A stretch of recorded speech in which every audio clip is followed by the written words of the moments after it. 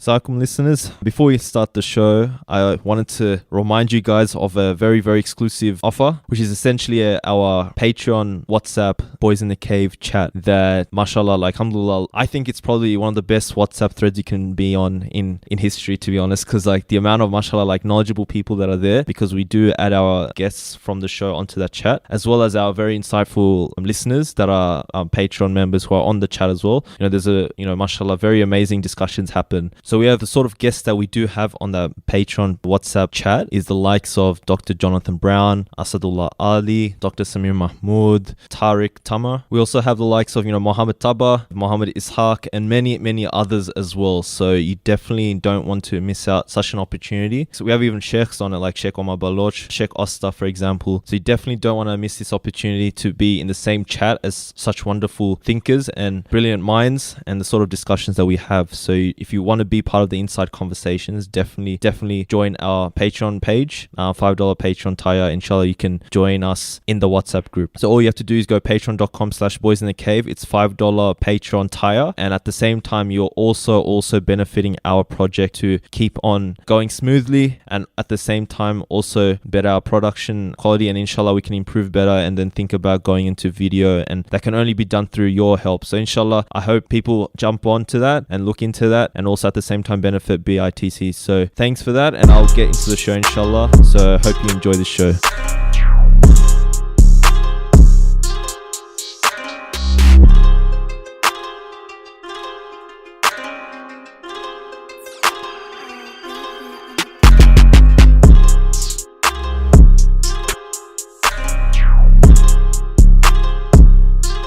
And I'm also like teaching this class at the Islamic Seminary of America with Yasser Qazi, and that's taking time. I saw that. How's that going? I saw a bit of it because really I'm trying to start this online course stuff up as well. So I'm in the works. So I was just sussing out all the ones that are out there. So I saw that one. Seems pretty legit, like proper, like formal and stuff. Yeah, it's very good. We're co-teaching it, so he definitely does more of the administrative work. But even that little bit of administrative work and then the teaching time is really kind of. This is a tough semester, maybe a tough semester. But alhamdulillah, it's at least it's a good problem. These are good problems to have, and maybe just means I have to cut down. Appreciate you coming on. I know, as you mentioned, it's just pretty full on from your end, but yes, regardless, thank you for coming on and stuff. I know. I mentioned it sort of last minute, but I guess like last time, alhamdulillah, like when we did the last episode, it was really good. I personally enjoyed it a lot, but I guess some viewers wanted because we didn't actually end up covering what we wanted to. It was like a tangent that went into a nice tangent, and then we just went with the flow essentially. So alhamdulillah. So that's why we wanted to sort of also cover some stuff. I guess me and Raf wanted to ask you about, especially like I guess expertise wise, like your book as well, the books that you wrote, like Misquoted Muhammad Sallallahu and also I guess some political stuff. So I was just wondering if we could maybe get into that inshallah. But because it was funny when I was prepping for the last episode, but which I didn't end up asking the question for, was I think you went on this BBC show, right? It was like audio only show. I think the guy's Tom Holland. He's like the mad revisionist type. And it's interesting because I think he has a PhD and all that. And you guys are talking, and this guy's like total, like, I don't know what his aqidah is or whatever, but man, he's saying some weird ass stuff about the deen, and it's just like, it seems like full concocted, like he's just kind of making up things on the fly and sort of presenting it as if it's like legit, and he probably has done a paper on it. I don't know how common that sort of perception is when it comes to hadith, or actually I'll get into that a bit later, but what's your sort of thoughts on that show and Tom Holland in general? Because I don't know, I think it was a while back, to be honest. Yeah, it was a couple of years ago. Well, if you hear clinking and stuff, it's just because I'm getting teacups out. It's either podcast with me doing stuff or no podcast. So that's just for your No, it's so listeners. good. Sorry, listeners. That's just the way it works. It's multitasking, mashallah. Well, I'm actually terrible at multitasking, but there's basic stuff I can do, like get teacups down. I think. Okay, now I'm going to go to another room and I'm going to fold laundry while I talk to you. So basically, he's Tahan, I think he has a PhD in classics. I mean, he's actually a very accomplished classicist, kind of Greco-Roman stuff. And I know he translated Herodotus, I think he translated the Herodotus, yeah. Anyway, but his perspective is actually quite representative of, just a sort of a Orientalist view. And I think it's, if your listeners are interested in this and reading more about it, sorry, I'm just going to close this and put my computer on Do Not Disturb because I'm doing this through my computer. If your listeners are interested in this, I wrote something which is actually chapter either 9 or 10 of my book on Hadith, and I basically cut out a section of it with an introduction, and I put it on Yaqeen. I think it's called Blind Spots. Maybe you can find this. Just Google like Jonathan Brown Blind Spots Yaqeen or something. You'll find it, and it's basically a history of the Western historical critical method. In effect, it's a history of how modern Western people came to think the way they do about the past, and especially about religion. So when we talk about religion, why is it that we always assume that religions are made up, that they develop over time, that scripture is fake or made up? It can't go back to its original, to when it claims it actually comes from. And so you have to understand where that view comes from, and it comes out of a specific Western European Christian experience with the texts of the classics, like Homer's Iliad and Odyssey, and then the biblical tradition and the history of Christianity, when basically I won't go into details, but basically by the around early 1800s, it had become very evident that a lot of the texts that Western Christians and Western people had thought were authentically and reliably traceable back to their authors in whether the classical Greco-Roman past or the biblical tradition, were in fact either later productions or were texts that had come in to take and form over many either centuries or many decades, and had bore the marks of lots of chefs, right? Lots of chefs were involved in cooking the broth, so to speak. And so there grew this assumption among Western, especially German and then later French and British and American scholars in the 19th century, that this was just the case for all world religions, that basically all world religions were, cultural productions that took place over time. And there's certainly their scripture, certainly their beliefs and dogma emerged over time. And orthodoxy is something that a religion isn't born in its orthodox form, right? It's born in some kind of weird heretical form, or what's later considered heresy. And then that is sort of glossed over and reshaped as you get an organized religion, which decides on its own beliefs and stuff. And then it kind of goes back and covers up its past and retells its own sacred history of itself. And the scripture is also similarly kind of massaged and manufactured and edited. So the assumption is that that's the case for Islam. And literally, I mean, certainly the study of early Islam and Islamic law and stuff really came through as an extension of Western studies of the biblical tradition, because Arabs were just like another group of Semites that you could study to kind of better understand the ways of the Israelites and the biblical tradition. And a lot of the people who were the earliest and most accomplished Western scholars of the origins of Islam, like Julius Wellhausen, who died in 1918, or the Hungarian scholar Ignaz Goltzer, who died in 1921, they were literally people who did biblical studies, and then they just as a kind of side job or later career choice decided to study the origins of Islam. So what that means is that so in one sense you have to understand where they're coming from, And you can see this very clearly with Tom Holland. I mean, I don't want to badmouth the guy, but I mean, he has a You're free certain. reign to do so if you Yeah, but want. I mean, I don't On Boys in the Cave, it's all right. just I don't want to be, I don't want to be unnecessarily biased or anything. But I mean, if you put it this way, if you watch Tom Holland's videos or listen to him, I mean, he is an elite British.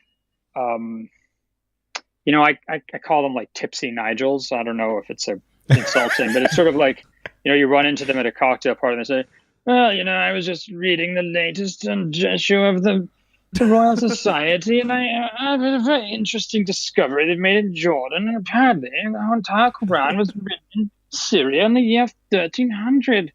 And then, these chaps, they really ought to understand what they're doing is complete nonsense. So you can imagine like that kind of, you can having that kind of conversation. You'll be like, yeah, that's really interesting, Nigel, but maybe you should lay off the cocktails.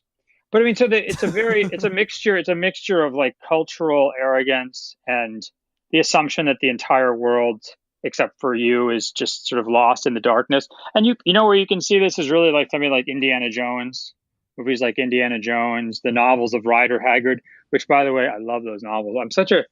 I love Indiana Jones too. I'm such like a colonialist or something. You ever read Rider Haggard's novels like King Solomon's Mines, Alan Quatermain?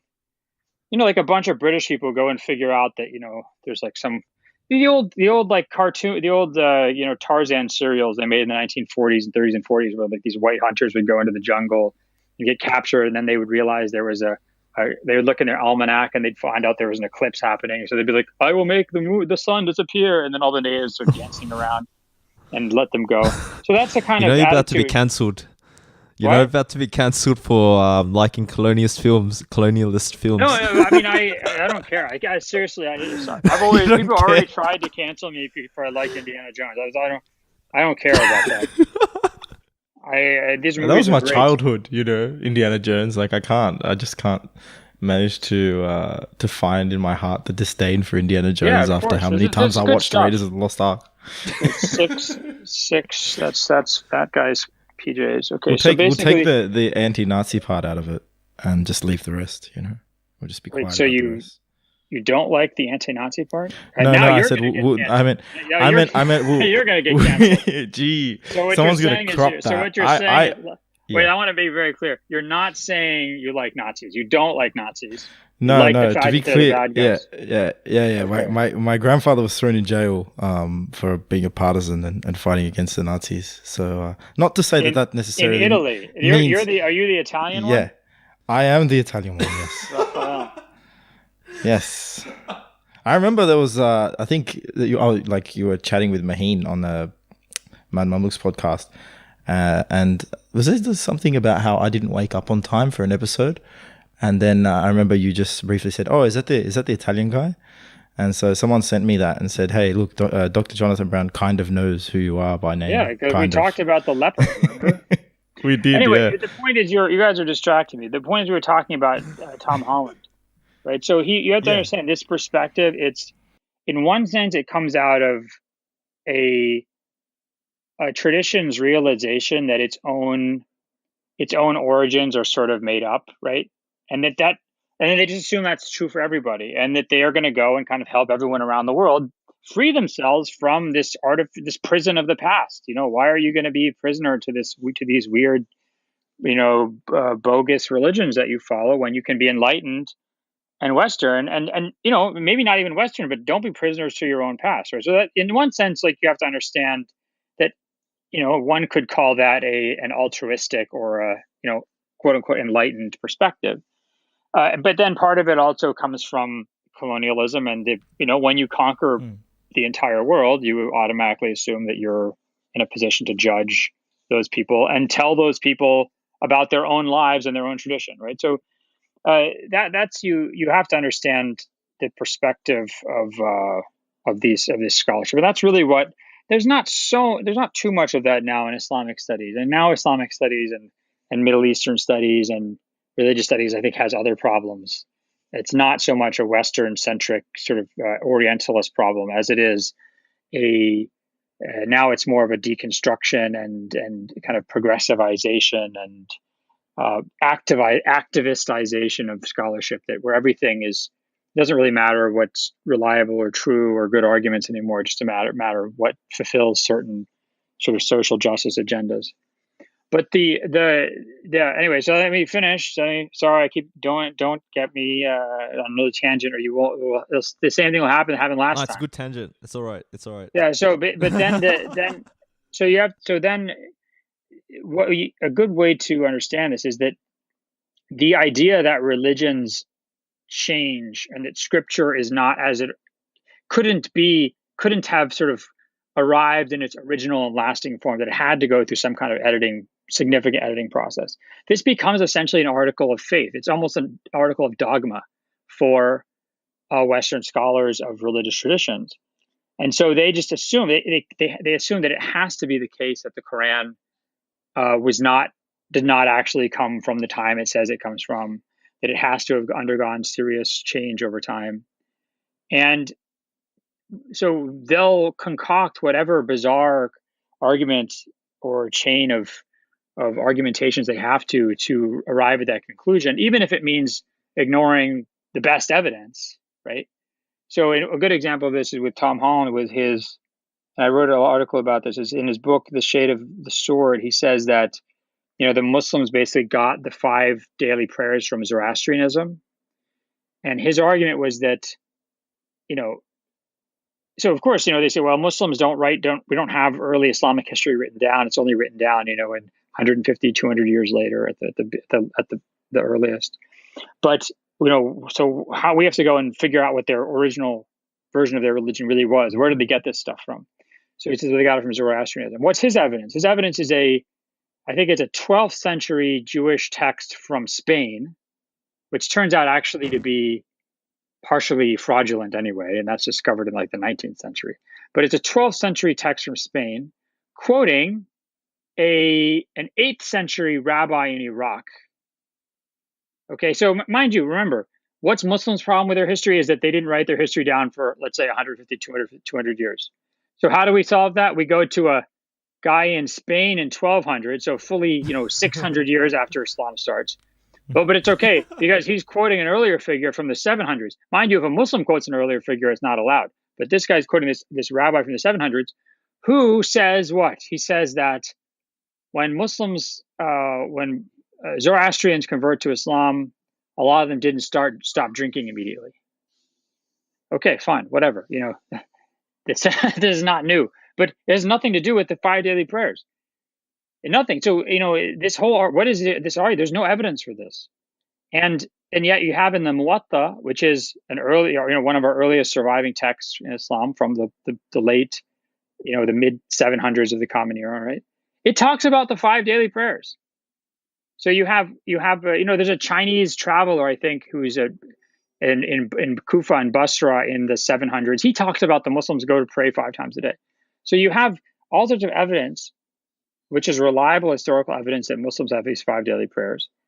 But, but he's insisting that it comes from Zoroastrianism, even though his evidence actually doesn't even talk about the 5 daily prayers. So this is an example where the things that oftentimes these kind of Orientalists and Neo-Orientalists are asking you to believe about the origins of Islam with whatever theory they've cooked up, what they're asking you to believe is actually far harder to believe and far more of a stretch of even a secular imagination than just believing that the Quran comes from the mid 600s in the Hijaz, and there was a guy named Muhammad who thought he was a prophet, right? Like, whether you want to believe it's revelation or he was a real prophet, that's up to people, that's people's choice, right? But the fact that this actually comes from the time and the place it says is not an insane thing. It's how bizarre is that? Especially since I just got in this debate a couple of days ago on Twitter. I couldn't believe it. By the way, Muslims need to stop watching this crap. I don't know do Muslims have like no taste or no discrimination in what they watch on YouTube? Because I kept getting contacted by these young Muslims who are like, I just watched some guy, like a video on YouTube where he spends an hour talking about how Islam actually started in Petra in Jordan and not in Mecca. And I was like, why did you watch Patricia this stuff? Crone's thesis. Yeah, I was like, no, that's not even Patricia Crone's thesis. Sometimes. That's not even. no one believes this nonsense. Okay, in fact, there's a really good scholar from an Israeli guy named Michael Lecker wrote a review of this thesis of this book and just trashed it. I mean, viciously. I mean, he was polite, but he just torpedoed it completely. The point is that, we have, I said, look, there's non-Muslims, books by non-Muslims written in the 660s, the Common Era, the 670s, 680s, 690s, where they literally talk about Muslims have this shrine in Arabia, in Mecca, and they say the Muslims in different parts of the world pray in this direction toward this place, right? In the Hijaz. And they say that the Prophet Muhammad lived there and he traveled from there when he was a child to Syria on trade and things like that.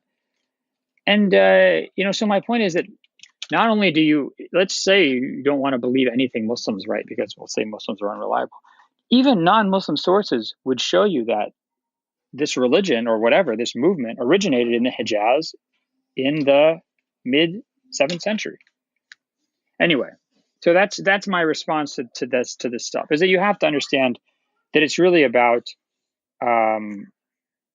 getting Muslims to adopt a certain cultural attitude towards their religion and joining, in a way, kind of quote unquote, joining the rest of the world in realizing that religions are human creations. I'm not advocating that, by the way. I'm just telling you that's what the program is. Firstly, I'd like to clarify to all our listeners that I'm not a Nazi. Yeah, there you go. That was a poor really turn of phrase. Yeah, I mean, it's really not what you want to be at the moment, or ever. Really, you guys do pretty well in the U.S. now. I'm just saying, yeah, that's it. It's just like it's the time to come out and embrace it over there. It seems, but I was gonna say, it was just like Husnadhan of Indiana Jones. Like let's take out from it the lessons of anti-Nazism and leave the rest of the kind of not only that, colonial but gaze. He helps that village, the starving Indian village. Remember, he didn't have to help that's them. it. He wants to help the children. Yeah, no, it's a little bit white savior. And he wanted white man's fortune and glory. Fortune and exactly. glory. That's all he wanted. And then the kids run out in the end. The kids run in the end, and they're so happy, and all the Indians get their kids back.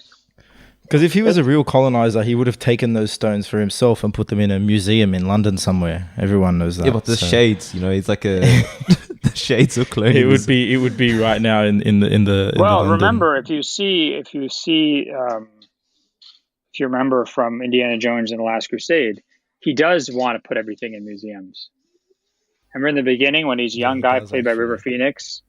The late River Phoenix, and he says, that's the cross of Coronado. It belongs in a museum. And then the guy says, you lost today, kid, but you don't have to like it. That's a great scene. I feel left out. I grew up on Bollywood, so I didn't watch I watched a lot of Shah Rukh Khan. So I was in it. But even that, like, I think there's like shades of like, I don't know, even like all kind of, Bollywood and Hollywood, they have that essence of, the white savior sort of mentality in both. Because I remember even like there was the good Muslim, bad Muslim tropes in even Bollywood. So it's like, it's all of it exists. All the Bollywood Muslim characters look like they're just like evil Maulana characters, like you have and to all the know. Muslims are terrorists. All the Muslims in Bollywood movies are like terrorists. Most of them. They're criminals. They're not always terrorists. They're usually criminals, I think. Or they used to be. There's a lot of gangsters as well. Like Agnipat and things like that. And he knows. I remember I'm a big I like some of the movies. I like Malaika Aurora. A lot. I remember Shah Rukh Khan played like one Muslim guy. I forgot Ray's. I go into the movie theater and he's like, yes, he's finally playing a Muslim character. But then first scene is like he's Shia and he's slicing his back. I'm like, oh dear, like this is not the representation I needed. That was actually. And he was like he was a alcohol seller as well, or something or a drug dealer. So yeah, that made me a bit sad. So. Maybe I want to go visit Gujarat though. It looked like an interesting place. Yeah. But yeah, I was gonna just moving swiftly back. I think another thing I was reading the other day was about the early battles fought by the Muslims against the Sassanids and the Byzantines, and it's so bizarre to think that the Muslims didn't have the 5 daily prayers when there's literal, sources which describe the Byzantines figuring out that if they could attack at Fajr. Yeah, but you have to understand, it's not about... Like during the Muslims' prayer, they actually identified that. Kind of Orientalist and Neo-Orientalist views is that any Muslim source that goes against your theory can just be discounted as being made up later, right? So this is just made up by Muslims, right? Because to cover up the fact that allegedly, quote unquote, they got the 5 daily prayers from Zoroastrians. Which, by the way, remember, it's not like the Quran says that, like kutiba siyam kama kutiba aladina min qablikum, right? So like we know that there's like the Hajj is pre-Islamic, right? So there's all sorts of things in Islam that come from tradition before Islam. But once it gets affirmed by the Quran and the Prophet, that's Islamically legitimate, right? So what this guy is saying isn't that Muslims had, that their religion incorporates aspects of religions from before Islam. What they're saying is that after the death of the Prophet, that Muslims were like, went out into the Middle East and they were like, we don't really got any prayers. Hey, these Zoroastrians are doing this 5 daily prayers thing. Why don't we do that? That's basically what they're saying, which is ridiculous. Yeah. Another name that often came up when I actually did I think back in first year of my undergrad, about early Islamic history and Orientalists, and 2 names that came up were Fred Donner and Patricia Crone. I actually read Patricia Crone's, I think I remember reading the whole book, Meccan Trade and the Rise of Islam. And I remember being struck. It's not actually that bad a book. No, but I just was struck by how sort of flippantly she dismissed Hadith as like, how can you describe the Muslim tradition without mentioning first and foremost the fact that Muslim, because she basically says all Hadith are stories, used to elucidate the obscure meanings of the Quran. Because I'm fairly sure she accepts the Quran as like a historical source that could be dated to the time. But that it was so sort of obscure even to the Muslims and the Arabs themselves that they would, sort of create these stories which would become the Islamic tradition and Hadith. But how can you do that without mentioning the different and sort of early Hadith criticism, Hadith scholarship, categorization of Hadith? And that was the first thing that struck me. It's like you haven't set up the Muslim sort of position to refute it. It's easy. Sadly, it's an easy answer. You know what it is? Muslims aren't serious people, right? Muslim scholars are not serious. They don't take Muslim scholars seriously. They're just, unaware, naive pawns or participants in this manufacture of a tradition. And then, of course, the great irony, this is what I consider the real great irony, is that whose books are these scholars using to do all this? It's not like there's other people who are collecting material besides Muslims. This is they're using material that Muslim scholars collected and sifted, painstakingly categorized, preserved, even if they didn't agree with it, right? And then, my favorite is this one Dutch scholar whom I won't mention, but he died, I think, 2014. Well, why not? I might as well mention him. I'm going to talk about it in my books. Joinbol, Gha Joinbol. And he actually wrote about this in my review of his book, but he essentially came to the same conclusion as Krona, that, Hadiths are just completely unreliable. But the irony is that he really used almost exclusively as his main source for navigating everything and coming up with his arguments, this book by Jamaluddin al-Mizzi, Tuhfat al-Ashraf. And Mizzi died to 742 Hijri, 1342 of the Common Era. And, the guy was literally using if you look at this book, or even any of the books in this genre, you're like, I can't even keep up with this book, let alone I cannot even imagine writing this book now with a computer and searchable databases. These guys wrote these books with nothing, right? Just, paper and their minds. And these books are incredible. They're incredible. They're just stunning. And to sort of to be sort of leaning so dependently on that crutch, not even leaning on it as a crutch, but it's literally the seat you're sitting on to do your work. that you're using, and to be just entirely dismissive and contemptuous of that tradition. That strikes me as there's something fundamentally, I would almost say dishonest, or unaware to the point of dishonesty. It's more of culpable neglect, you know. And okay, you know, look, I have no problem with people doing critical studies of Islamic history. That's fine. I have no problem with this at all. But don't, you know, acknowledge what Muslims did. Acknowledge your debt to them as you do that. It's very simple. What do you make of someone like Fred Donner as well? Well, he was my teacher. I love Fred Donner. I mean, I think he's a wonderful person, and I think he's a great scholar. You know, I was actually in his courses when he was writing his Muhammad and the Believers book, and we had lots of debates, you know, with his students about his theory in the book. I don't agree with the book's theory, and I said that to him, and he was.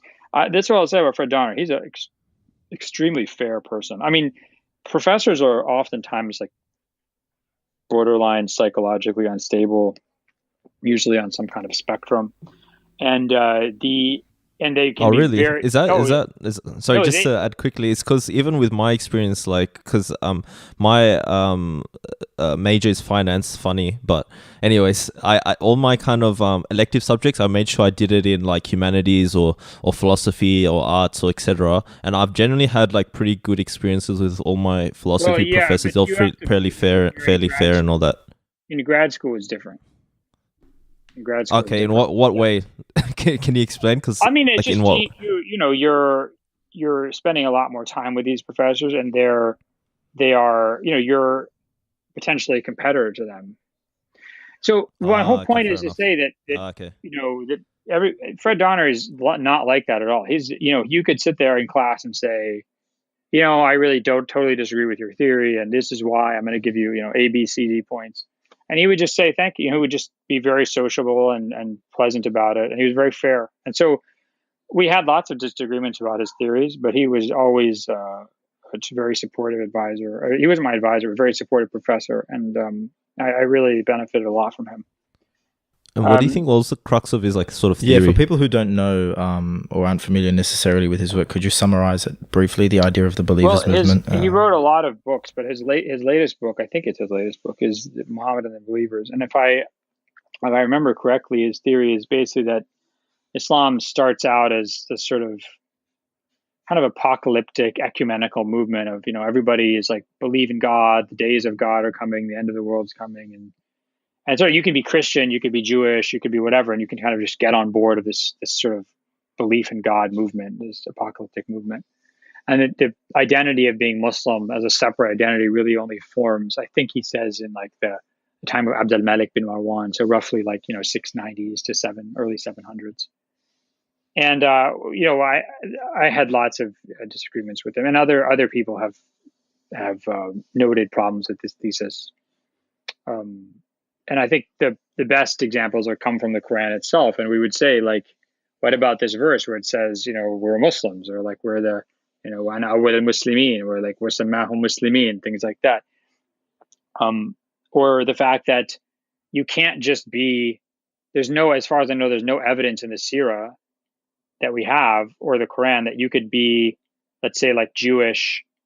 I mean, like Abdullah bin Salam is Jewish, right? Tamim ad-Dari is Christian. These people are, but then they meet the Prophet, they decide they want to follow him. And then they don't just keep saying, the Prophet doesn't say like, you know, okay, Friday is now the day we're going to have our communal prayer. And they don't just say like, well, you know, that's really cool, we think your religion's awesome, we're feeling it, but you know, we're still going to do Saturday, or we're still going to do Sunday as our days of worship. Like at no point does anyone actually say to the Prophet, challenge his religious opinion on an issue of like faith and practice. If you do that, you're out of the movement. You're not Muslim anymore. You can't. The Prophet defines what Islam is as a religion. You can politically disagree with him about, you know, should we stay in here and have a siege, or should we go out and meet the enemy on the battlefield? And people can have a debate with the Prophet. Islam doesn't care.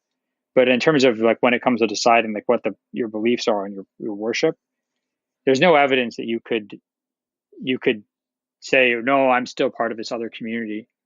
And so we would have these debates, and over and over again, whatever evidence you'd say, he would just say, well, I think this verse might be added in later. And so then I said, well, this is problematic because your thesis is based on the idea that the Quran is an early document, which we're going to use to make arguments. But then when evidence goes against your argument, you say, well, I think this verse might have been added later. So that you can't win in this situation. It's loaded or whatever, rigged game. So that's my. But it's been a while since I looked at the book, so I don't want to mischaracterize it. You might want to get someone who's read it. I had a random thought because you just brought up like the time of Christians and Jews at the time of Rafael. I know it's a bit of a tangent, but I want to get your thoughts as well. I don't think I've heard you speak on it, but there's sort of an interpretation by some. Like I've actually seen. I think I've watched some videos of I think Ben Abrahamson. He's a rabbi. I'm Jewish on YouTube, and I think I follow him on Facebook as well. Where it's like there are a faction of Jews where a percentage of Jews that actually see. I don't know how they view Islam, but it seems like they view Islam as a truth, but they view it as for just the Gentiles, if that makes sense. And so they actually go by the sort of line of thinking where Judaism is for the Jews, so the Jews have to keep following their law, and Islam is for the Gentiles, and I guess that's how they get salvation. But they still, I guess, essentially treat themselves as a special sort of group, but in that sense, they don't dismiss Islam. They sort of accept it as well, if that makes sense. And they actually, I forgot, some of the sort of justifications were pretty interesting in the sense that they would say that Deen isn't Sharia, so they can follow the Jewish law, but they're not sort of, I guess, rejecting Islam either. Like they're just going and following their law. I don't know if you've heard this sort of take, because some people I don't know, may get confused on what Islam's sort of position is on that. So have you heard of this line of thinking before? And what's your thoughts? No, I've never heard of this. I mean, I'm not saying it doesn't. I'm not saying it doesn't exist. I just happen not to have heard of it. So I can't comment on it. I want to draw back to one of the comments you made, because you've given a good rundown for us over some of the major kind of revisionist, like the development of Orientalist scholarship of early Islamic history. But you said that there were some problems emerging nowadays that you'd noticed, such as the what did you say? Activistization. It's a progressive. The activistization of Islamic history. Was that? I don't know. I think that's what you said. Yeah, I just made up that word. It's not a very good word, but I mean, that's it. I was sort of stumbling over it, but no, I think this is. I think I get what you're saying. I mean, this is a bigger issue in the academy in general. I think, at least in the U.S. And I think, I don't know about, I said definitely in the humanities and social sciences, which is that it's, there's more and more evidence that there's this trend that, the job of scholars is to be these sort of, kind of activists in the cause of what are presumably agreed upon, agendas of justice and kind of righting moral wrongs of the past, or righting inequities or inequalities. And I just don't, I find that very problematic in the sense that, as far as I understand it, scholars' job is to study and, seek truth and understand their field and make that knowledge, advance the cause of knowledge. And that may or may not facilitate someone else's or even a shared agenda of justice or kind of rectification of wrongs. But I'm not really sure, what are you supposed to do with your scholarship? I wrote this once in a listserv. Someone said, it was actually an Islamic studies listserv, and people were getting very upset at some Muslim, the very few kind of quote unquote conservative Muslim scholars who were in the academy, and saying, that these people didn't really have a place. They shouldn't be they shouldn't be kind of welcomed in the academy because they had views about social issues like LGBT stuff that were unfair and harmful and caused pain to people. And, that that this contradicted the, I quote, academic values of fairness and equality. And I said, I said, look, I can understand if you have like social objectives of seeking fairness and equality, or political objectives, but how? I mean, I'm not really sure what it means to say these are academic objectives, because if let's say I'm a sociologist and I do a huge inductive survey of a massive population of, let's say, Muslims in Australia, and I find out that Muslims in Australia are more likely to engage in acts of violence than non-Muslims, right? And like that's never going to happen. But no, but like imagine I'm the most. I'm using this as an example because we're pretty relaxed. I don't want to be called any bad names. I mean, I'm sort of beat up in my own community, right? But I mean, let's say that I use the best. I'm the best sociologist. I use the best methods to do this survey, and I show that Muslims are more violent than non-Muslims. There's a lot of people would say, no, that can't be accepted. We can't promote this. This type of scholarship cannot be admitted or accepted or brought to the table because it's discriminatory. But I mean, what do you want me to do? I've done my work. I've used the methods of my field properly, and I've come up with this conclusion. Now, if someone wants to challenge the conclusion or discuss why it is, that's fine. But to say that it won't be accepted because it doesn't advance the quote unquote academic objective of fairness and equality strikes me as being really creating a dilemma at the heart of what scholars are supposed to be doing, which is they're supposed to follow the evidence wherever it takes them, not follow the evidence as long as it takes them on a progressive path. And I mean, I say this as someone who's, I'm very active. Yeah, I mean, I'm very active on things like civil liberties. I'm very active on things like criminal justice reform and civil liberties of people who are accused in any situation, whether it's terrorism or other crimes, right? Alleged crimes. And that's different from my academic work. And so I think that you're seeing a lot of areas a collapsing of activism and scholarship in a way that I think ends up being very harmful towards scholarship.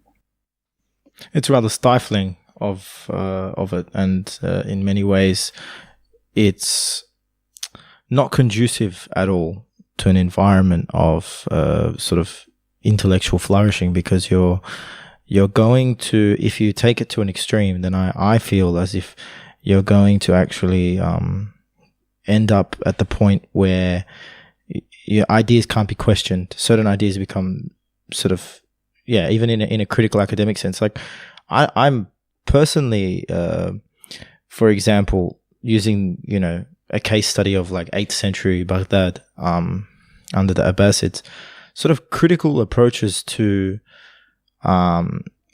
Islamic law, philosophy, theology were abundant, and there were critiques of sort of orthodox or largely held positions about what constituted Islam and what was essential, what was Islamic sort of theology.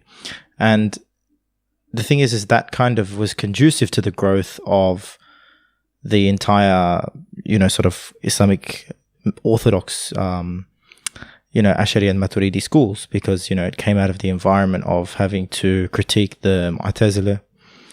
But what I'm trying to sort of hint at here is, don't you feel as if it is something when you start to collapse and to sort of close avenues to discussions and to different positions within an academic context, that it's actually going to render thought and debate sort of anemic in that particular context? Yeah, I think I completely agree with you. I mean, it doesn't help anybody. It doesn't help anybody. And it's also problematic because, we do not have in our societies agreed upon agendas of what justice should look like in society, right? So if you say, I think that, that in order to be just and fair, someone has to have a certain view towards, let's say, transgender rights.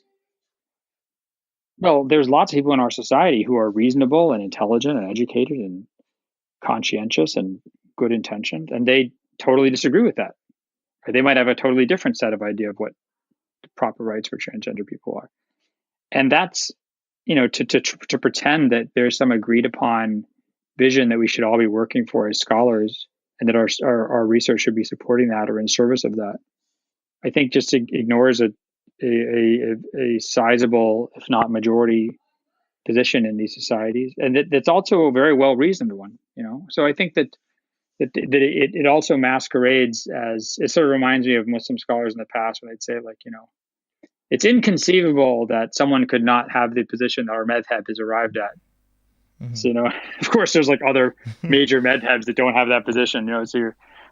Just because you can pretend that your opinion is the only reasonable one conceivable, you can pretend that all you like, but it doesn't mean that it's true. I wanted to get your thoughts quickly on, you're probably familiar with Juan Cole. Like, what's your opinion of him? Because he seems pretty respectful of Islam in general and stuff. And he even went on to Zaytuna College and did a talk with Sheikh Hamza Yusuf. And I think he's more of a rejectionist Hadith he takes that kind of route. What's your sort of take on him? This is the whole episode is just, what do you think of this guy? Yeah, this guy. Because it's like Dr. Jonathan Brown's, in academia, so it'd be good to kind of get your insights about these people in particular.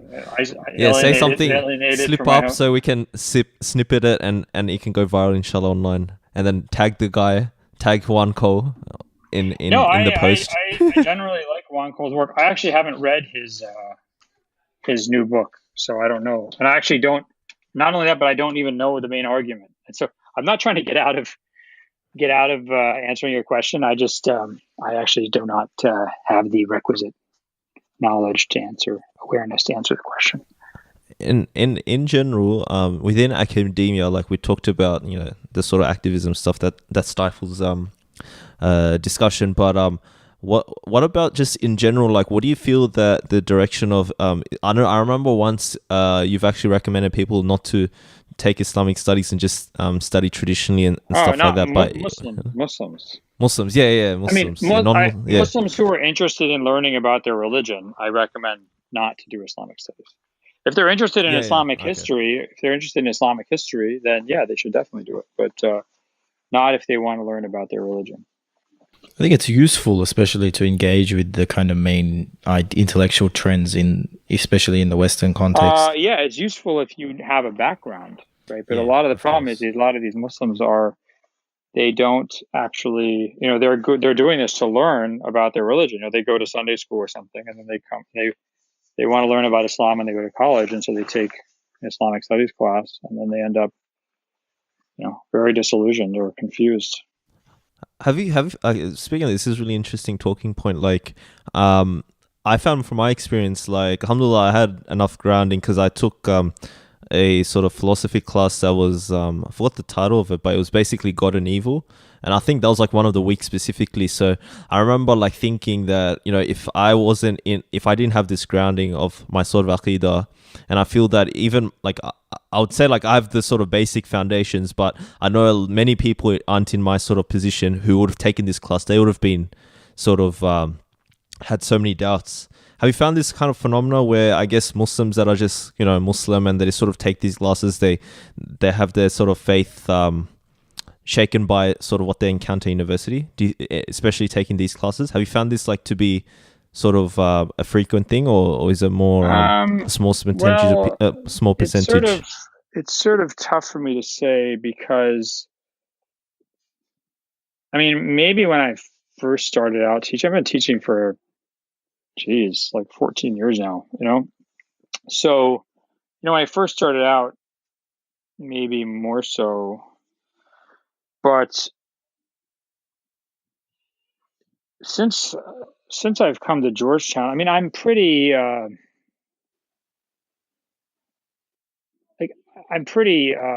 open about my religion. I mean, I a lot of times, I mean, I teach my classes from a fair and objective point of view, in the sense that I I don't expect students to accept evidence that is based on faith, or I make arguments using terms and assumptions that non-Muslims would accept, right?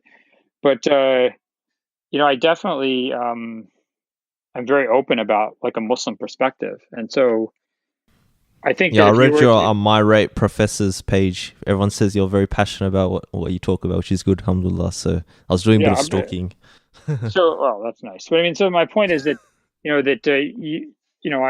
I think that if a Muslim students take my classes, I think they come away with a very clear understanding that the Islamic tradition is one that is like dynamic and has a lot of questions, and like your Sunday school vision might not be accurate, but you don't. It's not a sort of skeptical or depressing one. I think it would be just one that would get you maybe, it's kind of like the Misquoting Muhammad book, where you see that Muslims are engaged in this process of trying to understand their religion sincerely and using usually very good methods. So I think that's they see it as a living issue and as a dynamic one, and not one that you can just kind of easily pigeonhole. But I think so that in that sense, my students who take my classes are probably not getting as the same kind of experience they would have with someone who was either not Muslim, or who was, like, let's say, a Muslim who was a lot more dismissive of the classical tradition. I mean, a lot of like progressive Muslim scholars, and I think I'm just guessing, but I would guess that maybe the majority of professors now in Islamic studies, I'm just guessing, or at least a sizable minority, are actually probably like progressive Muslims now. They a lot of times these scholars, I don't want to, not all of them, but a fair percentage of them, I mean, really have, I think, quite palpable contempt for the Islamic tradition, and that if you were to study with them, you would be around people who were quite open about their contempt for the world they were studying, and for its makeup and its assumptions and its conclusions. You reckon they need some tazkiyah, like some Sufism, to fix that up? Well, because I don't know. I mean, that sort of attitude. I don't know. I can't say what people's problems are. I mean, I don't. I wish I. I mean, I also don't want to pretend like I'm a perfect person in any way. I could use tazkiyah, certainly. But I think that. Yeah. So I think that I think is more of a. I worry more about that now than I do about people taking classes with with like an orientalist or something. I worry about them taking classes with a Muslim who's going to teach them to really dislike their own religion. Yeah. Was your discovery of Islam though not through a kind of Western academic context when you started? What did they call it? College. I learned about Islam through a Muslim professor who was not. I mean, she used to wear these extremely short skirts. So she was not at all, a kind of hijabi, but she was very passionate about her religion. And, she went and she started the class and said, like, I'm going to teach you this. We're going to study this from the perspective of Muslims. So she was just totally upfront about what she was doing, her methodology. And I could do that in my classes too, in theory, but I think people would, I don't know. I don't think it's fair to do that. Maybe in a history class. I think I remember, on a podcast you spoke about your experience in that sort of early. Yeah, so I did learn about it in a Western church context. But hang on, Hashim, إيش بدك? أنت محتاج الحمام ولا؟ Yeah, أنا عندي الميلانيوم فالكون PJs بتاعي. أوكي، أنا هدي لك يا هاشم، أنا هدي لك البنطلون الكلسون. هذا لا هذا بتاع معدن. هذا خذ هذا It's not, I guess, all doom and gloom in the Western context. Wait, I what are think you that's saying? essentially. No, I'm just saying it's not like all doom and gloom in the Western context, but even like what you're saying is like there's some people kind of have their own sort of methodology of doing things, and there's other people that have like a sort of vehemently like sort of against Islam. You sort of have varied perspectives, but does the university sort of crack down on sort of how you should do, like, I guess you did talk about the sort of censorship in to some degree, but even the sort of methodology, like, do they sort of do a vetting process sort of thing to make sure that this guy isn't too sort of yeah, well, that's an interesting question. Sympathetic or empathetic. I think that when I started out teaching, which was 2006, I was really worried about getting a job as a Muslim. I was worried that, and it was, I think that there was challenges back then. I think that, and I think if you were to go into class and, if you were to go into, not you, but like, if I were to go into class, it'd go, Sharia is the most just system. We should make Sharia the law. I mean, yeah, that it would be a problem, right? But if you're a Muslim and you have like a progressive agenda, then you can go into class and you can really preach that, and it would be totally fine, because you're going along the same current as the society in general, and the kind of certainly the liberal space of the academy. Mazen, أنت محتاج مساعدة? Okay. ثانية واحدة أنا جاي. So yeah, definitely, like, yeah. So, it depends what you're preaching, right? So if you're preaching something that goes with the assumptions and general agreed upon opinion of Western Academy, then you're going to be safe. But if you're doing something that challenges that, or is seen as backward or discriminatory or harmful or dangerous, then definitely you're going to have a lot of problems. And I think in essence you're saying that it's worse now than it was sort of when you were starting uni in terms of that spirit. No, I wouldn't say. Sorry, I just flushed the toilet, but it wasn't for me.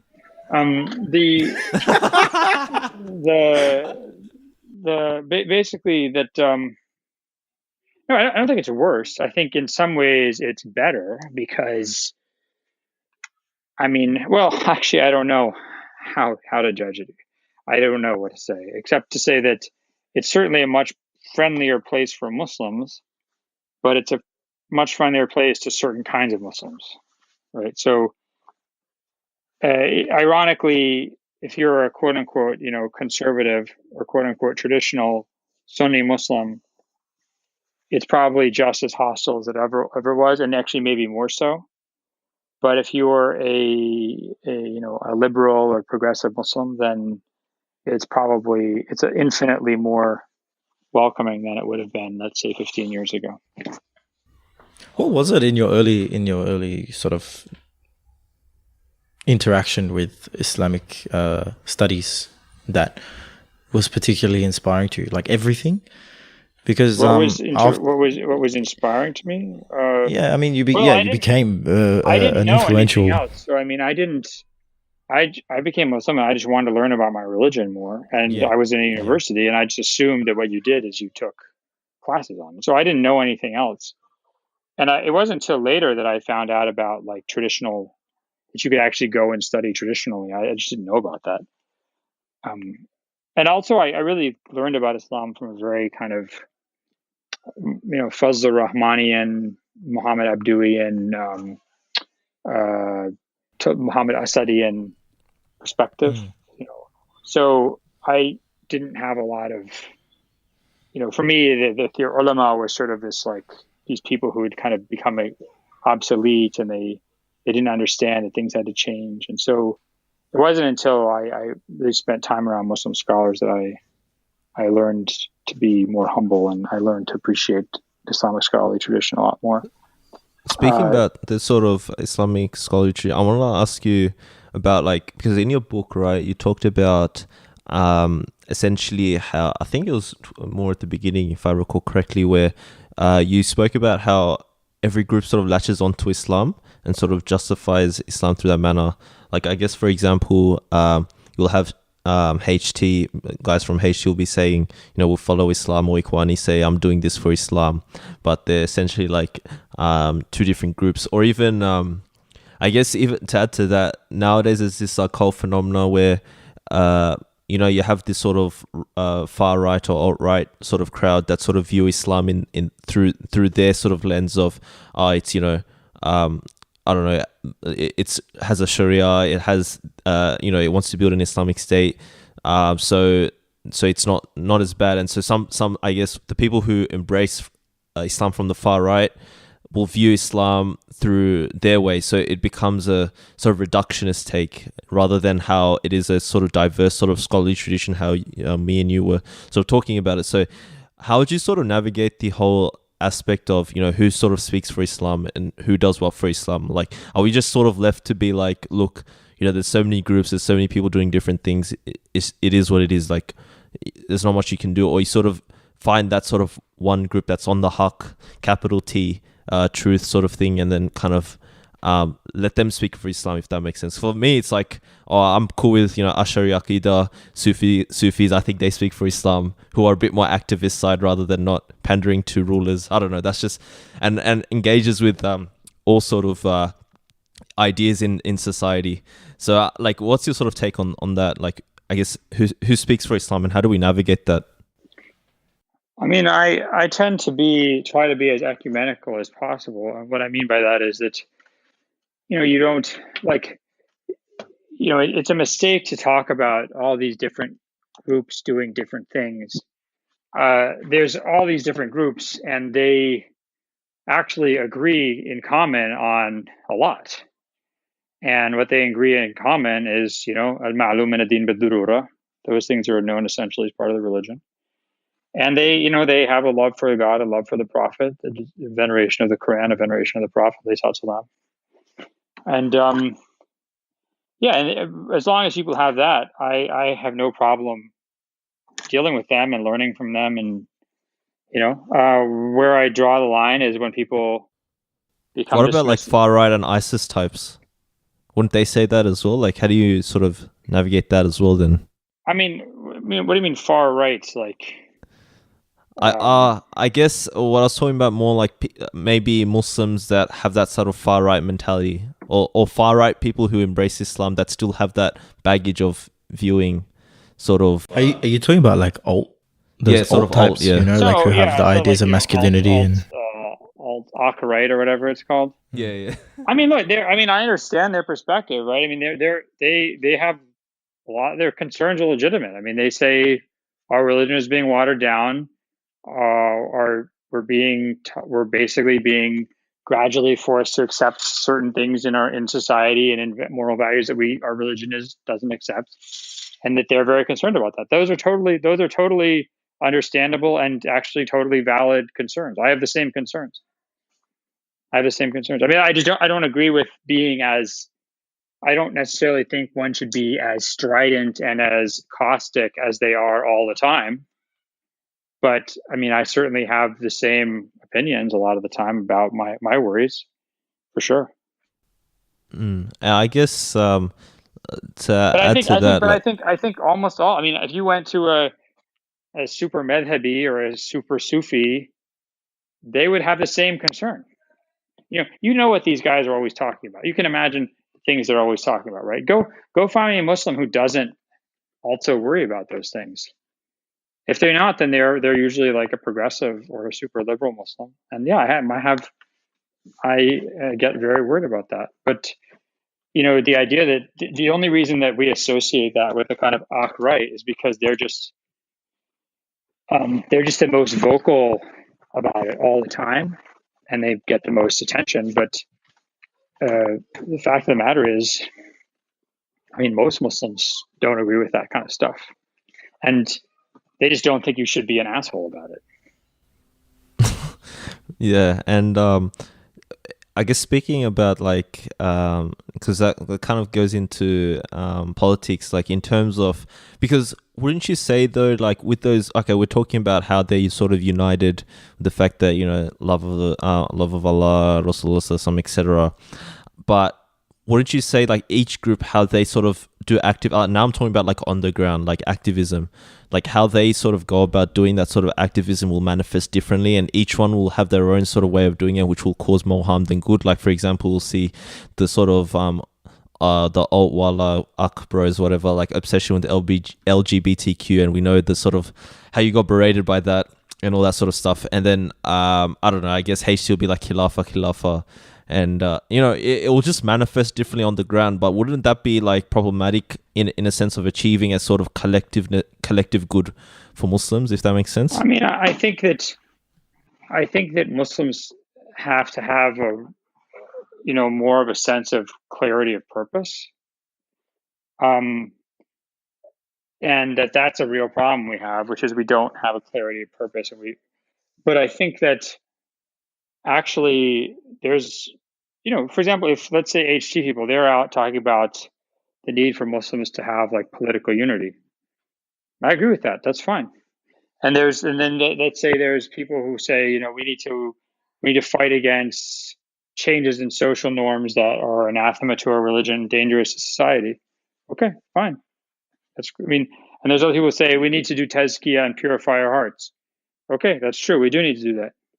There's other people who say we need to go and help orphans and go to the border and make sure that, kids don't get put in cages, and we need to be fighting for justice in our societies. Yeah, that's true. None of these things are wrong, right? I mean, I think the problem only comes up when you have things where someone clearly violates certain red lines. And so for me, and it actually was interesting, I was in this meeting with a number of ulama and scholars and kind of community leaders a few weeks ago. And a guy made this really good point. He made this point of, Muslims needing to have more clarity of purpose. And it made me think about what is it that I want? Like, what is it that if I were to say, what is Muslims' purpose?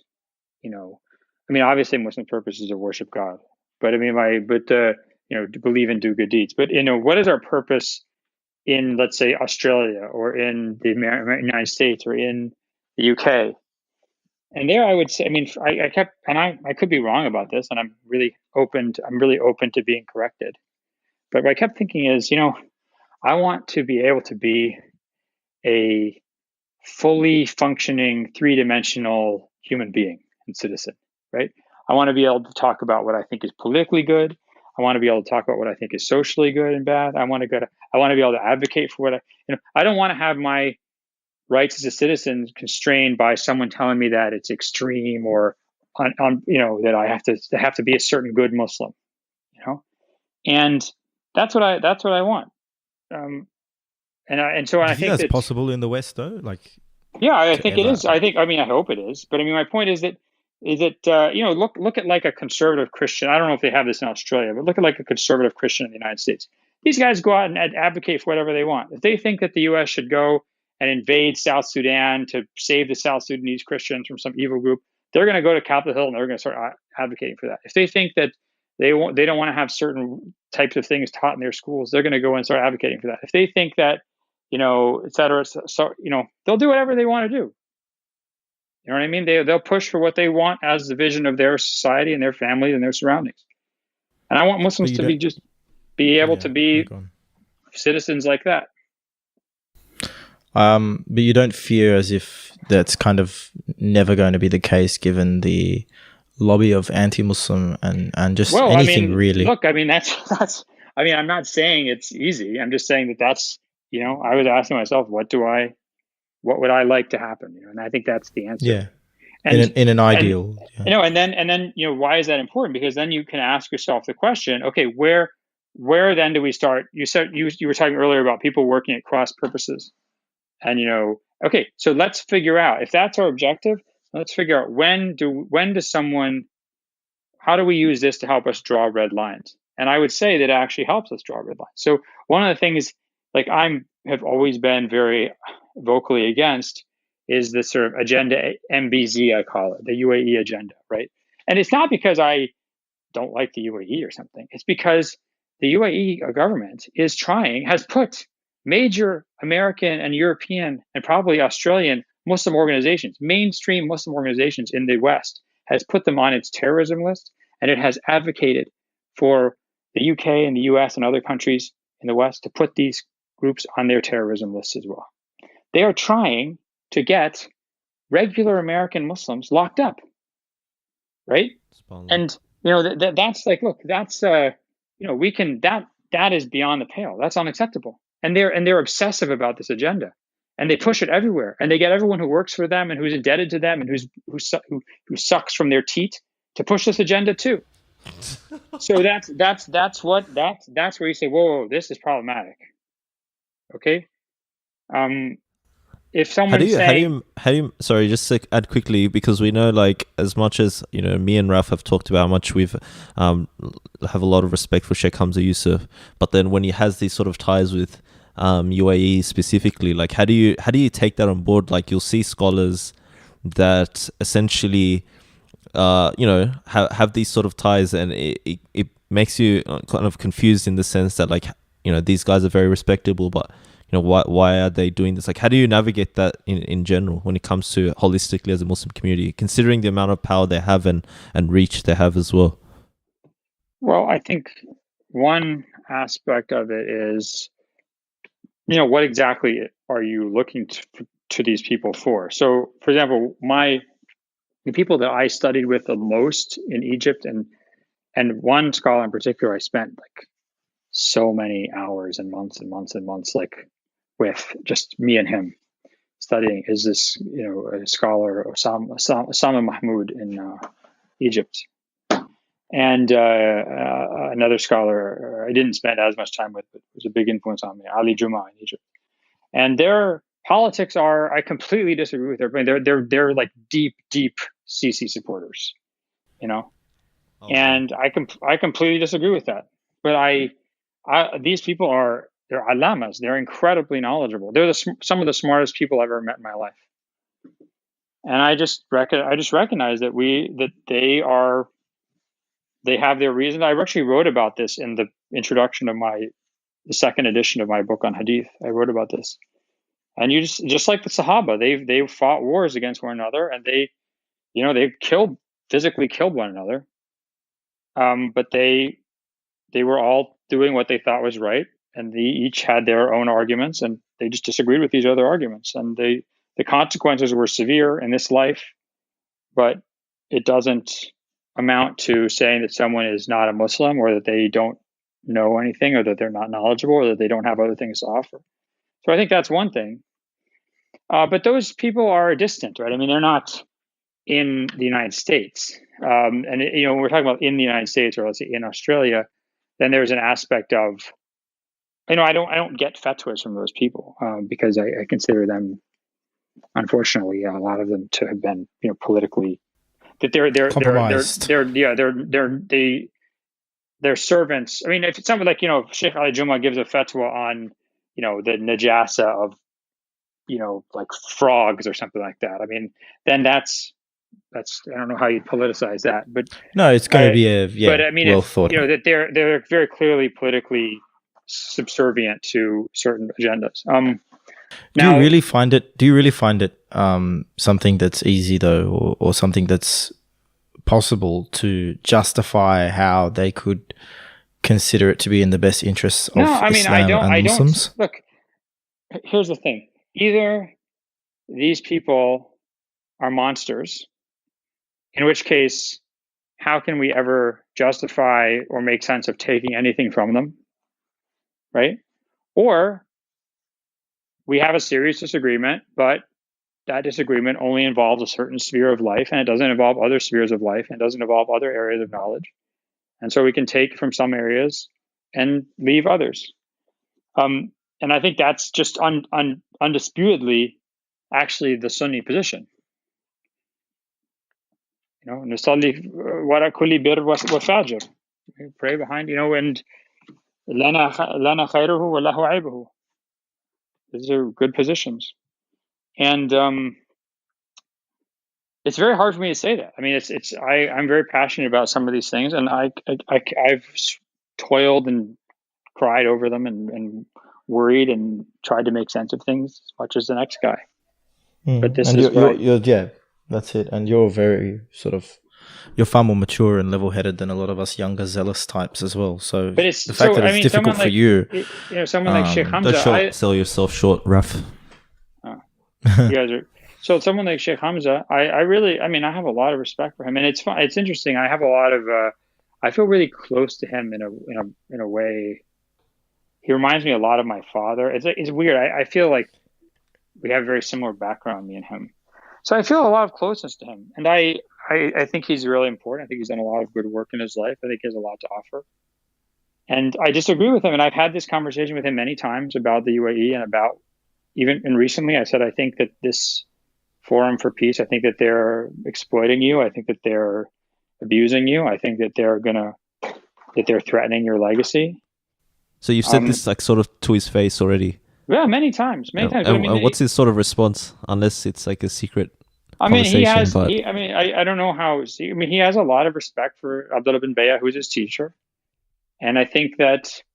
I mean, I would not be surprised that with this last thing, with the whole Palestine. I mean, look, I obviously don't support the UAE's decision on Palestine, but on Israel, but. Let's just say people can debate whether or not the UAE should have diplomatic relations with Israel. Okay, let's just set that aside. But this organization made this announcement about its support for this deal with the pictures of all these scholarly advisors saying that they had all, that the forum had agreed to support this. When several of these people immediately wrote and said, we were not consulted on this at all. And we absolutely don't support it. And then, of course, okay, everybody makes mistakes. But they should have immediately issued a clarification or a retraction. They didn't. In fact, as far as I know, they've refused to. I've only heard this privately. But so I think that this means that one cannot have a relationship with such an organization. And I would not be surprised if Sheikh Hamza were to distance himself from that organization. On this basis, because that's very hard to turn a blind eye to. But I guess when we go down this route, so I guess it kind of goes back to my earlier point where we're just sort of sifting through things where we're like, okay, we take it from this scholar, we don't take this from the scholar, we take this position from the scholar, but I guess politically we don't align with him, etc., etc. You're sort of just on your own, at the end of the day. So how can you really have a collective sort of Muslim community? You're always look, you get what I mean?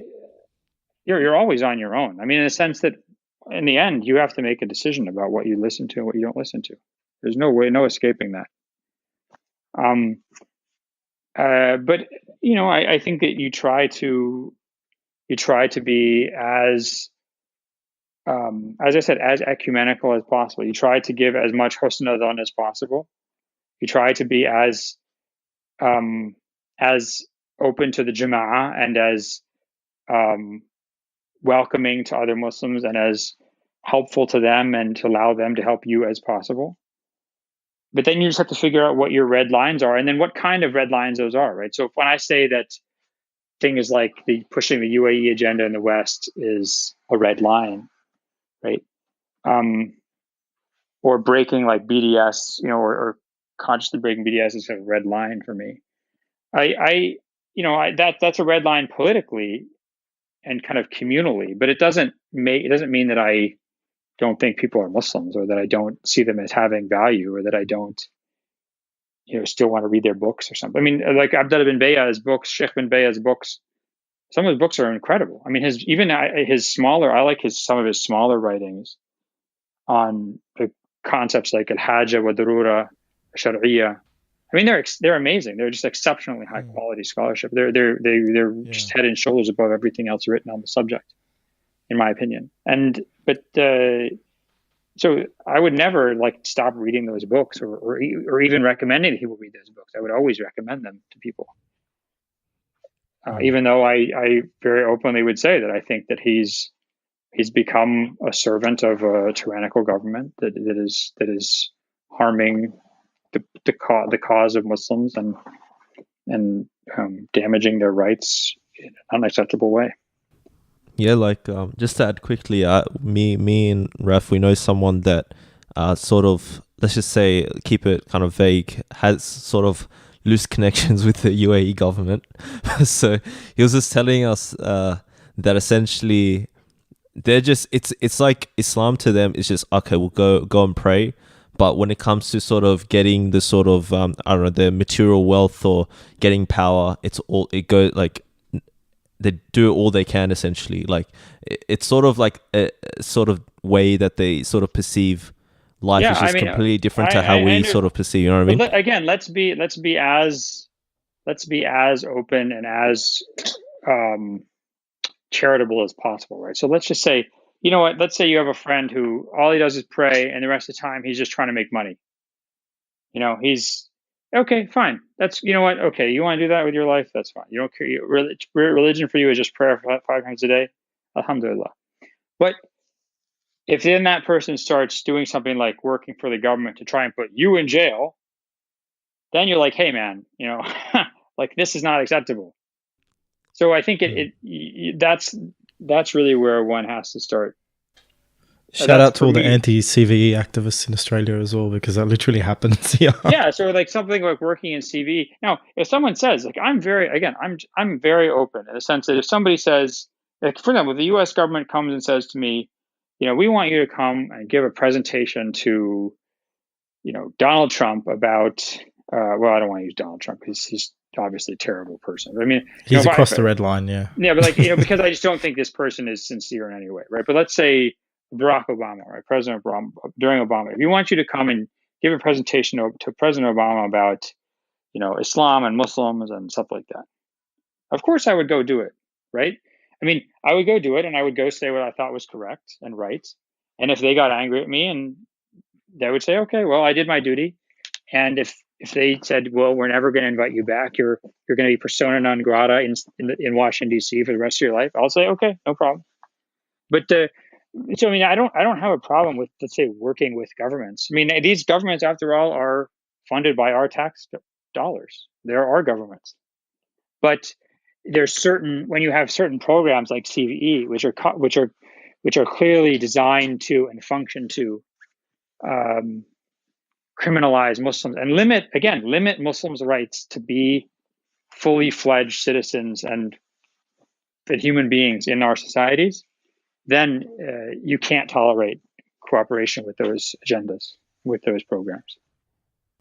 What's your sort of opinion? Like, I guess I want to get your thoughts about, you know, there's the whole sort of approach to create that sort of change on the ground in terms of activism. Like, are you the type to, like, for example, you'll have like HDB like, nah, like no voting, and that sort of already restricts the sort of change they can make on the ground, like on a sort of voting level and getting the right people in power. And then I guess a lot of UK people are like, look, we have so many kind of Muslim MPs, but they just only I think I read today as well, I think I forgot the name of the person, but they're pretty much Israel lobby, essentially like a Muslim MP. So and that's like a common, I don't know how common it is in the UK, but that's a sort of recurring theme that they don't really serve the interests of Muslims. And then you have people like critique Ilhan Omar. I think you tend to view her somewhat positively in the sense that at least she's, you know, anti-Israel and she can do it. She can have that approach openly, but people like, oh, you know, she's dancing with gays or whatever, so, you know, it's not really serving the sort of... I don't want to act like, you know, I don't want to say, you know, I like her because she's anti-Israel. I don't have... It's not like... My enemy is my friend. That's a good starting point. My point is, you know, I don't think that people should have their land taken from them and that they should be treated like second-class citizens and imprisoned and shot with impunity and driven from their homelands. And, you know, I think that's wrong. I think that's wrong wherever it happens. Of course. Okay. And so that's my issue with the Israeli government and with Zionism. Of course. You know, I'm happy that Ilhan Omar speaks out on that, and I'm happy that she's a Muslim, and I'm happy that she wears hijab, and that, you know, young Muslims can see her and see that that's something they can be proud of and they can aspire to, is to be a leader in their countries, and a positive image of their religion to other people, right? Now, I don't agree with some of the stuff Ilhan Omar says and does, and I've said that to the extent that I could reach advisors of her. I have said that privately, and I've said so politely, publicly. But I mean, and I don't. Yeah, I don't know. I mean, beyond that, I'm not sure what I'm supposed to do. I mean, I don't obviously support everything she does, and I don't condemn everything she does. I try to evaluate things based on the merits.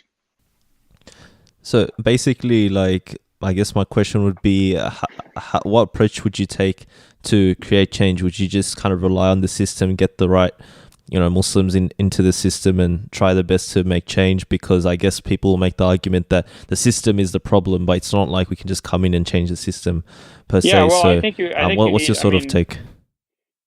People would talk about, look, I'm not a community organizer and I'm not a politician, and I don't, so I'm way outside of my area of expertise when I say this. I just can tell you what limited insight I have. But this is not my, I'm just I'm no wiser than you two on this issue, right? Maybe even less wise. I would just say that, you need to have both, as some people would say, like Malcolm and Martin. You have to have, you have to kind of rattle the bars and the streets to expand the limit of thinkable thought. But you also need to participate in a system, because once the range of thinkable thought is expanded, you have to pursue and promote an agenda within using the existing institutions, right? So I would say that, actually, if you take an example of someone like Ilhan Omar, you actually have a pretty, I think, good example, which is that, 10 years ago, you could probably even go 6 years ago, but let's say 10 years ago, it would have been, by the way, I've been making a bed the whole time talking to you. So if you hear like weird ruffling and stuff, it's because I'm making beds. It would have been inconceivable if you'd asked me like 6 or 7 or 10 years ago, was there going to be a hijab wearing, BDS supporting Muslim congresswoman in Congress, or even a Palestinian, another Palestinian one? I would have been like, you're crazy. No way. And what's changed? Did something within the system change? No. What happened was, at least as I understand it, I could be wrong, that suddenly there were like all these videos of black men getting shot randomly by the police, and people started to realize that some of the things that they'd always thought were impossible were actually happening all the time, namely that American law enforcement was shooting innocent people. And once you start talking about it, once you start really talking about critiquing the system, the justice system, once you start really talking about questioning the kind of the orthodox narrative, then things start to become possible. Then what happens, right? For whatever reason, this orange-headed idiot, this like disgusting narcissist who, like, I would just be mortified if I even existed anything close in the shape, form, anything close to what Donald Trump lives like every day. This guy becomes president, right? And suddenly a guy, because he hates Muslims so much and says so often, right? That suddenly anybody who, you hugging Muslims and supporting Muslims becomes acceptable in a way that had never been before. So someone like Ilhan Omar is able to become a congresswoman because the range of thinkable thought has moved sufficiently due to these circumstances that were not sort of manufactured within that system. In fact, they came from outside that system. Does that make sense? A lot of people are saying, and I actually intended to ask you this, but we jumped straight into the deep end with the questions. But what is the sort of zeitgeist over there at the moment? What do you feel about Well, the American zeitgeist for me society is and basically my house. I don't. It's not like I'm out on this. You need to talk to people who are like out on the street. yeah? You got to talk to people who are out on the street. But you're I probably do- more aware than I am. I do have Trump supporting white friends that I talk to on the phone. My wife gets really angry about that. But these are like some of my really oldest friends. So I talk to those guys, and it's really interesting to hear their perspective. And I don't know. I think.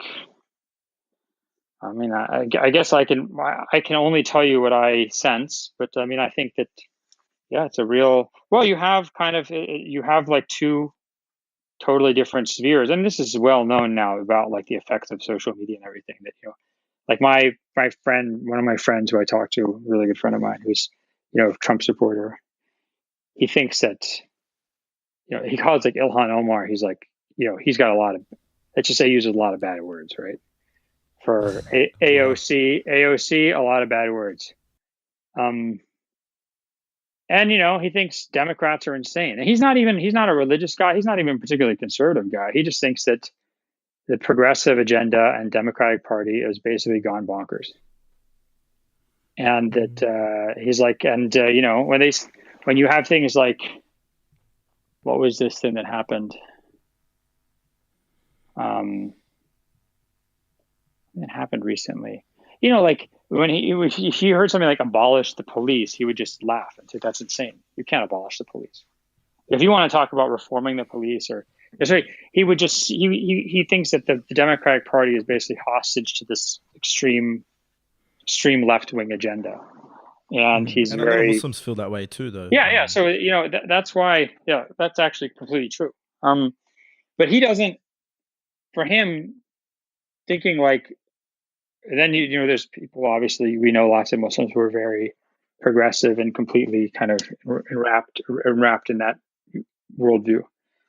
These two people just cannot comprehend each other's existences, and I think that's probably the single most glaring and dangerous feature of our time, is the inability to acknowledge the reasoning or concerns of the other, but only to see them as so completely complicit in evil, in an intolerable evil, that I suppose that's why they call it the sort of cultural war. They can't be tolerated. Yeah.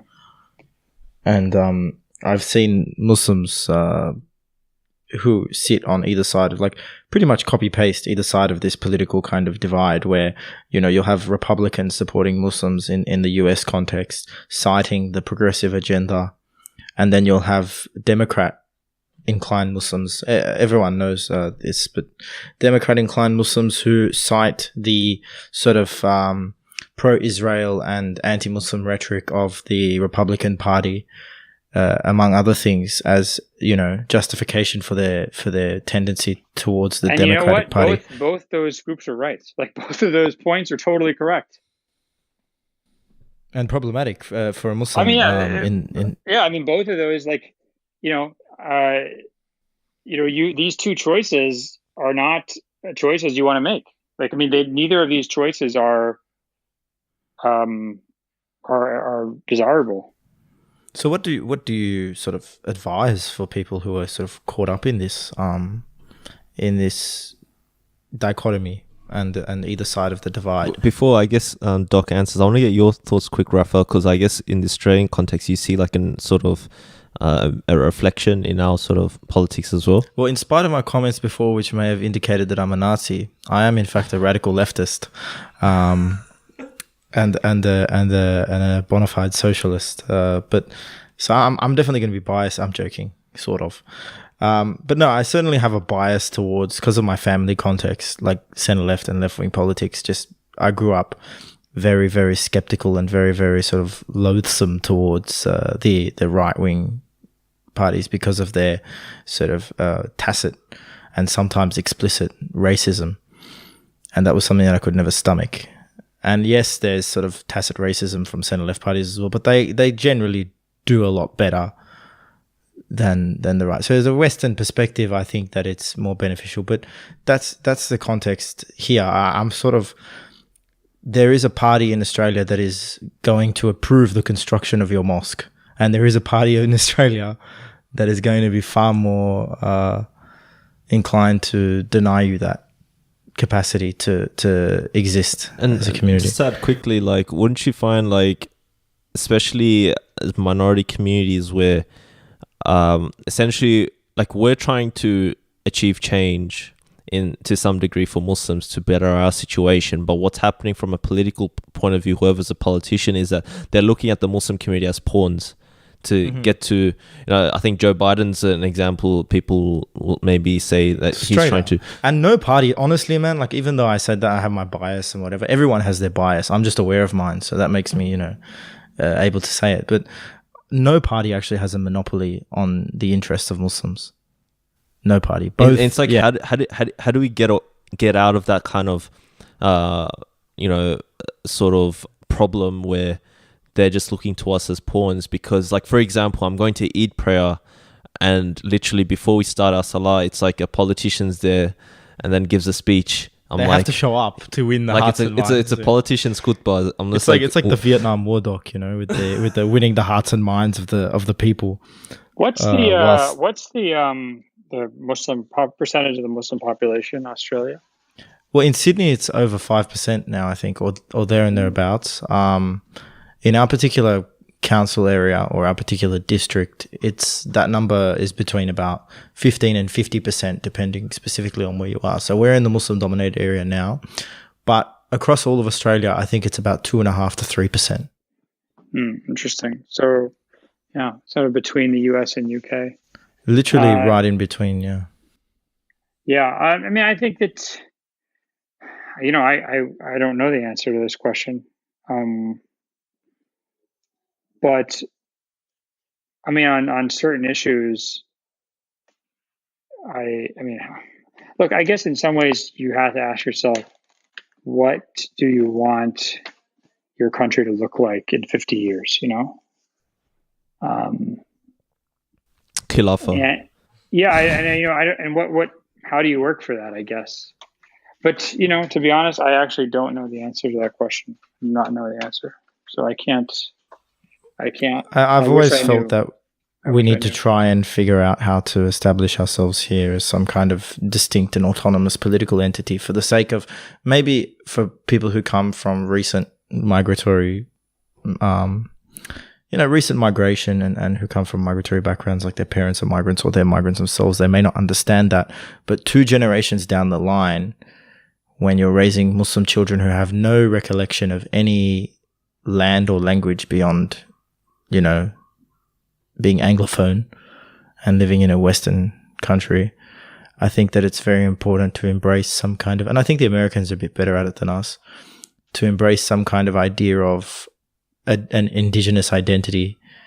That like doesn't, says, yeah, but that doesn't, because when you say like, oh, Australian Muslim, we have to be Australian Muslims, like it has just blatantly CVE undertones from the context in which I've heard those phrases before. You know, to be an Australian Muslim means to be apolitical, or to be like subservient to like the secular conceptions of the place of religion and sensibilities. I think Dr. Salim Farah at Sydney Uni, big shout out, great scholar, talks about how there's like the Muslim discourse doesn't fall within the realm of public reason, according to the Western definition of what is like public reason. Or I think those are the 2 words that he uses. But yeah, there's a sort of reasonable discussion that can take place. Sounds about right. And it's, I guess, how we do that is the question. If anyone can solve that, then they'll be the mujaddid of this era, though. Like, you know, seriously. Yeah, that's true. Guys, I got to put these kids to bed. No, I mean, literally like children to bed, not figuratively. I thought you meant us. I'm like, look, we're young. I gotta go take care of domestic duties. No, and you're a paragon of this kind of domesticity. How long have we been on the phone or on the? Like hour and a half. Okay, well, that's pretty good. I don't feel too guilty. I pulled my weight. You certainly put in a shift, and can I we ask appreciate a quick it. question though? Yeah. Okay, so I can't recall, but I remember, like, you know how everyone in Muslim Twitter kind of, or Muslim Facebook rile up about Amina Wadud. I don't know much about her, but all I hear about her is the deadbeat dad situation thing. So I'm expected to cancel her, yeah. But I remember you saying, like, you mentioned some of her stuff were decent. Like, I don't recall though. I don't know if I've misinterpreted what you said. But what's your sort of take on her? I think you've done a bit more reading into her, right? Yeah, I mean, I've read a couple. I read, I think, two of her books. She might. I don't know if she has more books. I read Inside the Gender Jihad, and then this one I think called The Quran and Women or something. And I mean, if you read them, like, there's some like value. I mean, there's a lot of, she asks some real questions about what does it mean that women don't seem to have been, certainly not equal participants in elaborating understandings of what it means to be Muslim. I think that's a fair question. Certainly Okay. something you need to have an answer for. If you don't have an answer, you're not going to be able to answer some questions that people have. But I mean, I was, when that thing happened with the deadbeat dad, it's funny because I actually wrote a Facebook comment trying to kind of be charitable towards her and saying, I think that she probably just misspoke and she should just clarify it. But then she doubled down, and it was, yeah, I don't. I mean, and I think that she's probably more harmful than beneficial to Muslim community and to the ability of Muslims to understand and identify with their religion in a positive way. I think she's, yeah. So I wouldn't, I did my best to give her a chance to clarify herself to others. And I mean, I'm not acting like I'm some kind of important person, but I mean, I did what I tried to do. But I've never, since then, and that was a couple of years ago, I haven't seen anything that would make me ever want to include her in any kind of discussion about what it means to be Muslim. Because what I found, like every time I guess I talk to sort of a quote unquote like traditionalist, where like if we were open to have the kind of discussion or conversation about, I don't know, did our tradition in the past really incorporate, I guess, there, I guess not sort of saying they didn't, but it's kind of opening the conversation of, I guess, women in those circles, and I don't know, at times where they sort of included Muslim women and scholarship and sort of including in the whole discussion. I guess they're very adverse. It's like the first thing is like, are you trying to depict our scholars of the past as misogynist? And it kind of shut down the conversation because they sort of look to the scholars in such respect, which is obviously deserved, but at the same time it's like it stifles discussion. Have you had that kind of experience in general as well, if you know what I'm alluding to? Sorry, can you clarify that more? Okay, so essentially, because for example, by the time this episode released, we would have released an episode with Dr. Asim Yusuf. And I guess my conversation there, what I asked him was about, I guess, did our scholars in the past kind of exhibit aspects of, what we deem in this day and age to be racism and misogyny, right? Which in their context would have been in that category. So I guess the sort of feminist scholars kind of talk about, I guess, the inclusion of women at times. You get what I mean? I mean, in some ways, I think this conversation is rigged. I'll tell you why. Because, I mean, according to the kind of current moving frontier of what it means to be racist or sexist or misogynist, right? People who were totally normal 10 years ago were racist and sexist and misogynist. I mean, so I think they just, even people within the last decade, the definitions have changed so much and the standards have changed that, I just think about, and of course, there's nothing to make you think that it won't continue to change in the future in the next 10 years. So how can you even have these conversations? Because these labels are damning, right? They clearly exist, or they clearly call for the person to be, problematized to the extent of cancelment, right? Cancellation, usually. But they're also constantly moving and constantly sucking up more of the past. So you get kind of what you might call like outrage. It's almost puritanical, and this sort of inflation. It's like currency inflation or something, where these concepts just end up becoming more and more expansive. So I think in some ways it's just I don't even want to get in that discussion, because if you can't even take people 10 years ago seriously because you think that they're sexist or racist or whatever, then how can you possibly have a real link to your own past that is healthy and productive and that allows you to connect to the wisdom of our ancestors? And just to add quickly, like, what about like the whole idea of, even like slavery? And I know you've written a book on it and all that, but how would you explain that in the sense that, look, our scholars in the past, or even may have advocated for slavery in the sense that it's part of the Islamic tradition, but it's like nowadays in this day and age we don't adhere to that. So it's not like, I guess in this current context, we're not going to be like, we want slavery back kind of thing, you know what I mean? So like I'm just using that as an example to kind of look back at it. You want me to in the 1 minute before I have to put kids to bed, you want me to summarize the entire issue of slavery? That's not gonna pretty much. That's not gonna happen, buddy. You can just give them a link to my book or some talk I gave. I don't know. Plug it, yeah. It's available.